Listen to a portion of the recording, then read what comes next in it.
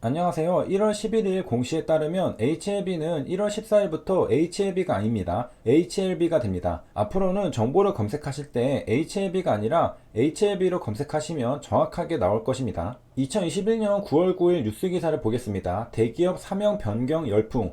과거 인수합병이나 계열 분리 같은 특별한 상황이 아니면 좀처럼 이름을 바꾸지 않았던 국내 대기업들이 최근 사명을 바꾸는 사례가 늘고 있습니다. 이들 기업은 사명에서 주력 사업을 빼고 미래 가치를 담는 특징이 있습니다. 9월 9일 하나종합화학은 사명을 하나임팩트로 변경한다고 발표했습니다. 주력 사업인 화학을 사명에서 뺐습니다. 2015년 하나는 삼성종합화학을 인수하면서 하나종합화학으로 간판을 바꿔 달았는데 6년 만에 또 한 번 변경한 것입니다. 하나임팩트는 긍정적인 임팩트를 창출하겠다는 비전을 담았다고 설명했습니다. 9월 1일 SK종합화학도 SK지오센트릭으로 사명을 바꿨습니다. SK지오센트릭은 지구를 중심으로 사업을 펼치겠다는 비전을 담았다고 설명했습니다. 사명 변경은 SK종합화학 출범 후 10년 만이라고 합니다. 하나종합화학과 SK종합화학 모두 사명에서 화학이라는 기업의 주력 사업을 빼는 대신 회사가 지향하는 미래 비전을 새 사명에 담았습니다. SK건설도 5월에 SK에코플랜트로 사명을 바꿨습니다. SK에코플랜트는 환경 기업이 되겠다는 비전을 담았다고 설명했습니다. LG 상사도 7월에 사명을 LX 인터내셔널로 변경했습니다. 기아 자동차도 1월에 사명을 기아로 변경했습니다. 자동차를 뗀 것이죠. 기아는 자동차 제조에서 벗어나 모빌리티 솔루션 기업으로 확장하겠다고 선언했습니다. HLB도 이번에 사명을 변경했습니다. 단순히 한글에서 영어로 바꾼 것이지만 영어 이름은 국내 기업보다는 글로벌한 기업이라는 이미지를 줍니다. 아마도 글로벌한 사업을 하겠다는 비전을 보여주기 위한 사명 변경이 아닐까 싶습니다. HLB 뉴스 기사를 통해 드러내는 HLB의 비전도 글로벌한 사업 목표가 많기 때문입니다. 최근에 HLB는 노터스를 인수했는데 노터스 김도영 대표는 HLB의 광범위한 글로벌 네트워크를 활용해 글로벌 CRO 시장에 빠르게 진출할 것이라고 말했습니다. 2020년 2월 21일 뉴스 기사입니다. 사명에서 아예 업종 이름을 떼거나 한글 대신 영문으로 변경하는 기업이 부쩍 늘었다고 합니다. 업종 이름을 떼는 이유는 무엇일까? 최태원 SK그룹 회장은 SK텔레콤, SK에너지, SK종합화학 등 사명에 업종명을 붙이면 기업 이미지가 특정 업종으로 제한된다는 점을 문제 삼았습니다. 이미 산업 간 경계가 무너진 상황에서 업종 이름을 사명으로 고집하는 것은 의미가 없다는 이야기입니다. 따라서 SK텔레콤도 사명에서 텔레콤을 떼고 초연결을 뜻하는 SK하이퍼커넥트로 변경하는 방안을 검토하기도 했었죠. SK에너지, ENS, 브로드밴드 등 다른 기업도 사명에서 업종명을 떼는 방안을 준비했다고 합니다. 그동안 SK텔레콤, SK에너지 이렇게 기업 이름만 들어도 텔레콤 사업을 하는구나, 에너지 사업을 하는구나 알 수 있었는데 사명에서 업종명을 떼면서 앞으로는 업종 간의 경계가 없어지겠습니다. 기업이 글로벌 시장 진출을 위해 사명을 영문으로 바꾸기도 합니다. 이번 HLB가 해당한다고 보는데요. 1990년 당시에는 영문 사명 붐이 일면서 대기업마다 줄줄이 사명을 영문으로 변경했던 시절도 있었다고 합니다.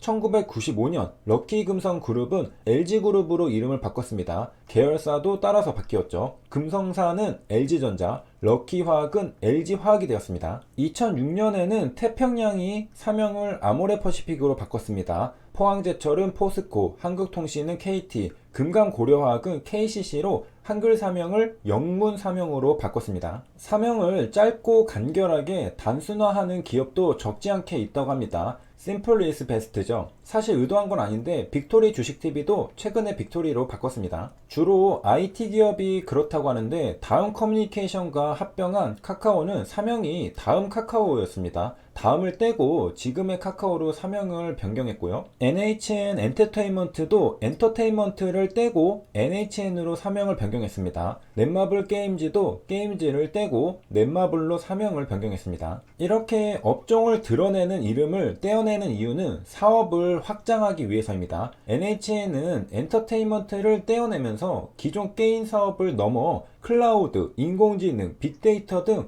다양한 분야로 사업을 넓히겠다는 의지를 반영했습니다. 넷마블도 게임즈를 떼어내면서 국내 렌탈업계 1위 코웨이를 인수하면서 렌털 사업이라는 신사업에 또 뛰어들었습니다. 생각해보니 빅토리 주식TV도 영상 컨텐츠의 카테고리를 주식 영상에만 갇혀있게 하고 싶지 않아서 뒤에 주식TV를 떼어낸 건데, 저도 비슷한 심리였던 걸 지금 알게 되었습니다. 결국 사명을 변경하는 건 그 밑에 심리적인 이유가 자리 잡고 있는 겁니다. 기업들이 갑자기 이름을 바꾼다는 건 심경에 변화가 있다는 것이고, 무언가 꿈틀꿈틀하고 있다는 겁니다. 그리고 심리는 곧 행동으로 나타납니다. 신사업을 추진하죠. 신사업에 적합한 이름을 갖고 싶기 때문에 이름을 변경하는 것입니다. 렌털 사업과 같은 신사업을 하려고 하는데 넷마블 게임즈가 붙어 있다면 인지 부조화가 생깁니다. 찝찝하죠. 우리는 게임 사업만 할 게 아닌데 왜 사명은 게임이 들어가 있지? 이런 생각을 경영진부터 직원들까지 전부 할 수 있는 것이죠. 그렇기 때문에 기업 비전에 제약을 주는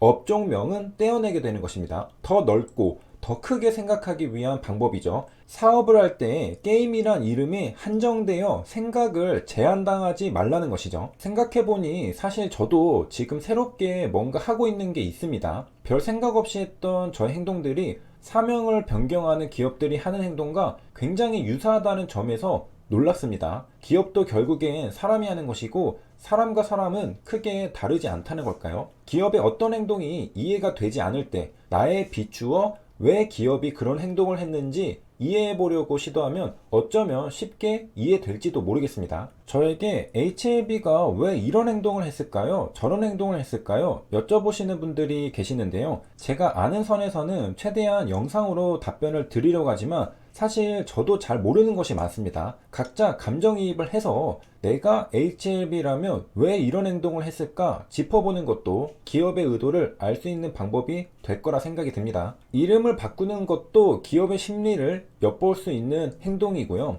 국내 기업만 이름을 바꾼 건 아닙니다. 글로벌 기업도 바꿉니다. 최근에는 페이스북이 메타로 바꾼 사건이 있었죠. 2017년 월마트 스토어즈는 스토어즈를 떼고 월마트로 사명을 변경했습니다. 우리가 쉽게 월마트라고 불렀지만 2017년까지 공식 법인명은 월마트 스토어즈였습니다. 사명에서 이름을 떼는 건 그 이름의 한계에서 벗어나겠다는 뜻입니다. 스토어즈는 오프라인 매장을 뜻합니다. 스토어즈를 떼어냈다는 건 전통 오프라인 매장을 벗어나 온라인 매장으로까지 경쟁력을 높이겠다는 의미가 될 수 있습니다. 던킨 도너츠도 도너츠를 떼어냈습니다. 도너츠 업종을 벗어나겠다는 뜻이죠. 이미지를 벗고 사업 영역을 넓히기 위해서 이름의 제한을 해제하는 겁니다. 그리고 사실 애플도 사명 변경을 했습니다. 2007년 스티브 잡스는 아이폰을 소개하던 날 기존 사명이던 애플 컴퓨터에서 애플로 회사 이름을 바꿀 것이라 발표했습니다. 컴퓨터만 만드는 회사가 아니라 이제는 스마트폰도 만드는 회사라는 비전을 천명한 것이죠. 컴퓨터 회사라는 한계를 벗어나 비상하겠다는 의미죠. 테줄요약입니다. 삼성종합화학은 하나에 인수되면서 하나종합화학으로 사명을 변경하고 최근 하나임팩트로 사명을 변경하였습니다. SK종합화학은 SK지오센트릭으로 사명을 변경하였습니다. SK건설은 SK에코플랜트로 사명을 변경하였습니다. 여기까지 시청해주셔서 감사합니다.